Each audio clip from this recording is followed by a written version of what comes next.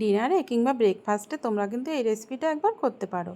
একবার খেলে মনে হবে আর একবারই খাই, মুখেই লেগে থাকবে। আর চাটনিটা তো হয়েছিল অসাধারণ।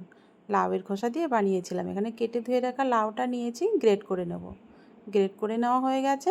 আর একটা চপার নিয়েছি, চপারে দিয়ে দিলাম আমি 4টে কাঁচা লঙ্কা আর একটা পেঁয়াজ। পেঁয়াজটাও কুচানো হয়ে গেছে।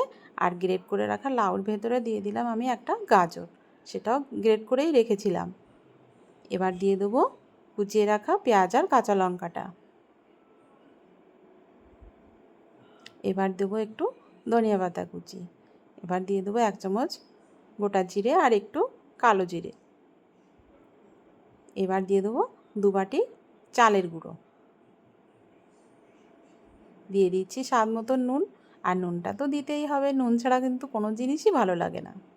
এবার দিয়ে দেবো 1 চামচ মরিচের গুঁড়ো। আর এবার ব্যাটারটা সুন্দর করে মেখে নেব, কোনো জল লাগবে না। এখন কিন্তু জল লাগবেই না, একটু শুকনো শুকনো লাগছিলো তাই একটুখানি আমি জল দিয়েছি, সামান্য একটু জল দিয়েছি। এবার ব্যাটারটা মেখে রেস্টে রেখে দেবো কিছুক্ষণ। আর এদিকে চাটনি বানিয়ে নেওয়ার জন্য একটা প্যান কড়াই বসিয়ে দিয়েছি।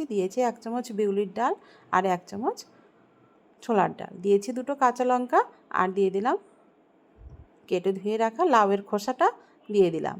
লাউয়ের খোসাটা আর ডালটা একসঙ্গে ভেজে নিতে হবে। লাউয়ের খোসাটাও দেখো সিদ্ধ হয়ে গেছে, ডালটাও কিন্তু ভাজা ভাজা হয়ে গেছে। এবার দিয়ে দেবো মিক্সার গ্রাইন্ডারে, পেস্ট করে নেবো এটা। এবার দিয়ে দেবো একটু নারকেলের গুঁড়ো আর দিয়ে দিচ্ছি ধনিয়া পাতা। এবার এটা পেস্ট করে নিলাম।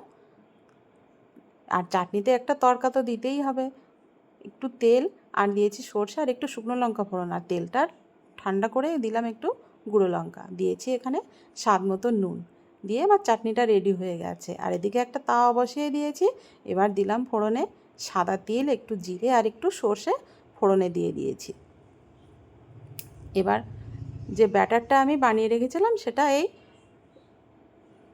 একটা চামচ দিয়ে, চামচটা একটু মাঝারি সাইজের চামচ দিয়ে 2 চামচ দিয়ে দিয়ে দিয়েছি। এবার ও পিঠ হয়ে গেছে, একটু উল্টে দেবো।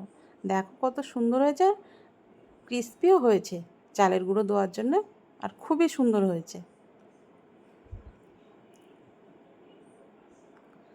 একদম রেডি আমার। আর রেসিপিটা কেমন হয়েছে জানিও।